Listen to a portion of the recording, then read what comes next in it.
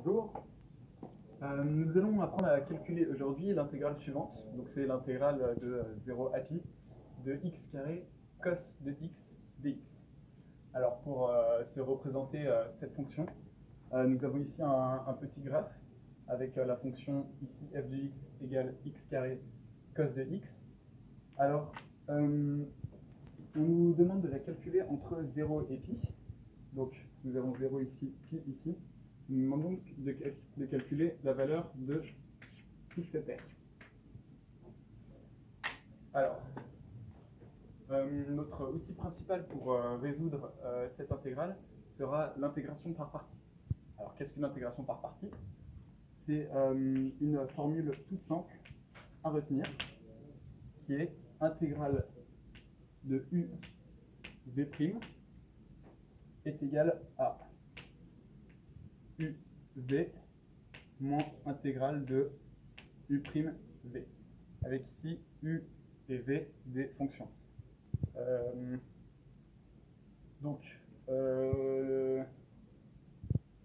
Nous avons la fonction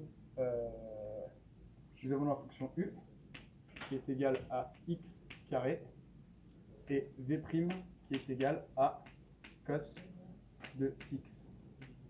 Donc, en suivant cette formule, il nous reste maintenant à calculer donc cette intégrale.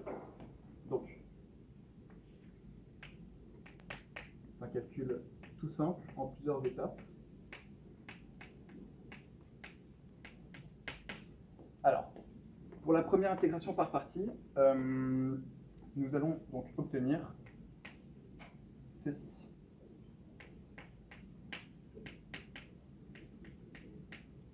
Donc, toujours entre 0 et pi, les bornes qu'on nous demande, suivi donc de l'intégrale de 0 à pi de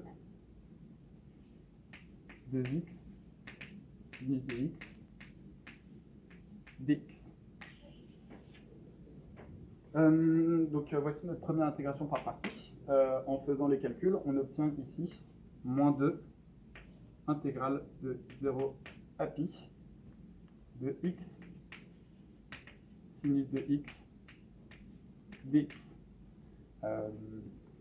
Donc après notre première intégration par partie, on arrive à un résultat sous cette forme, mais on a toujours du coup un souci, et c'est là la difficulté principale de l'exercice, c'est d'utiliser une deuxième fois cet outil qui est l'intégration par partie. Donc nous allons le réutiliser ici, avec donc, du coup des nouvelles fonctions, ce qui nous donnera ici moins 2, donc en facteur, c'est un réel qu'on met devant, et notre premier crochet,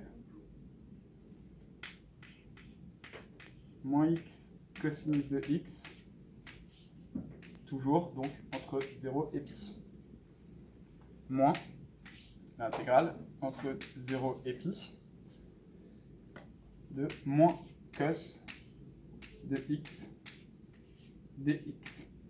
Alors là, ici, le moins peut naturellement se simplifier ici en mettant un plus.